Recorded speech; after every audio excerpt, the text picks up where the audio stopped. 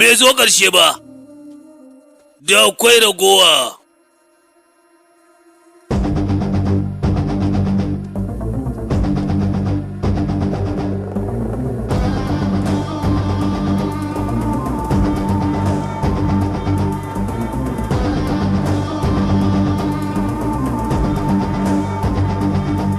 Barka labai, I'm Mukesh, financier.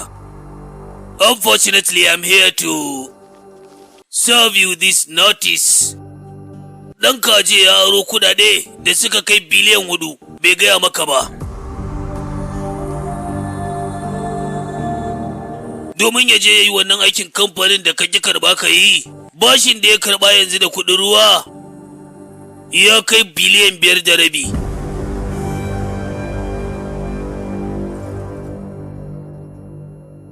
Sa, na ba shi wannan bashin ne, ba don cancantarsa ba, sai don sani da ne kowane ne kai. Kai, me kake yaka ne? Ba na baka abin da ka tambaye ni ba, yanzu kuma duk menene wannan? You bloody cheat! Sa, ka san waye fitar da sirrinka na kudade da kasa da kuma dalilin da ya sa ka ji karba, kana son na bayyana ma waye? To ba kowa ba ne. Sai munafikin ɗanka.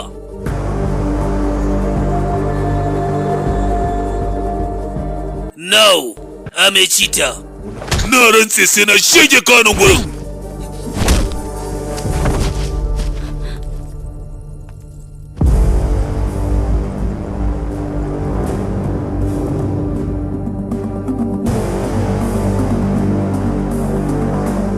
Yanzu sai ka gaya mun taya za ka ji da ni.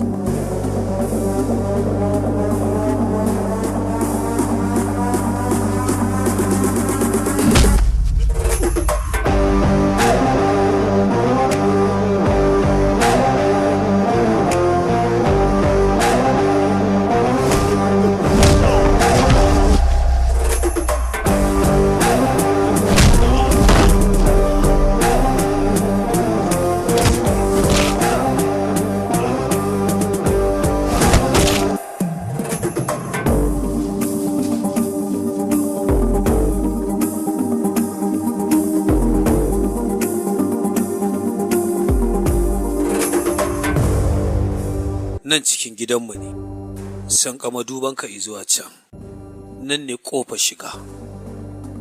Idan kuna son yin maganar kasuwanci sai ku fita can bakin ƙofa sai ku yi kaji? Idan ka ƙara sakan 10 ba tare da ka fice daga cikin gidan nan ba,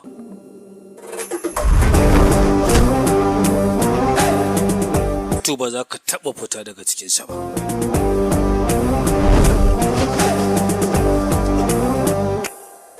Wari dalla.